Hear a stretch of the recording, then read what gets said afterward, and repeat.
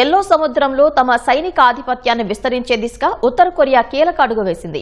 5,000 టన్నుల భారీ డిస్ట్రాయర్ యుద్దనౌకను అధికారికంగా తమ నౌకాదళంలోకి ప్రవేశపెట్టింది. నాంపోలో జరిగిన నౌకా కమిషనింగ్ వేడుకల్లో ఉత్తర కొరియా అధినేత కిమ్ జోంగ్ ఉన్ పాల్గొన్నారు. తమ నౌకాదళాన్ని అణ్వస్త్రాలతో ఆధునీకరించే ప్రణాళిక సజావుగా సాగుతుందని కిమ్ తెలిపారు. వ్యూహాత్మక దాడులు చేయగల స్థాయికి నౌకాదళాన్ని తీసుకెళ్లడమే లక్ష్యమని చెప్పారు.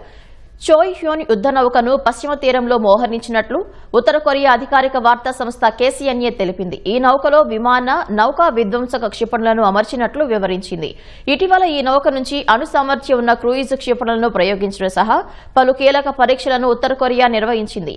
రష్యా సాయంతో ఉత్తర కొరియా ఈ అత్యాధునిక యుద్దనౌకను నిర్మించి ఉంటుందని దక్షిణ కొరియా అనుమానం వ్యక్తం చేసింది. అయితే ఈ నౌక సేవలందించేందుకు సిద్ధంగా ఉందా లేదా అన్నదానిపై నిపుణులు భిన్నాభిప్రాయాలు వ్యక్తం చేస్తున్నారు. గతేడాది కూడా ఓ డెస్ట్రాయర్ యుద్దనౌకను ఉత్తర కొరియా ప్రదర్శించగా అది నెల రోజుల్లోనే దెబ్బతింది.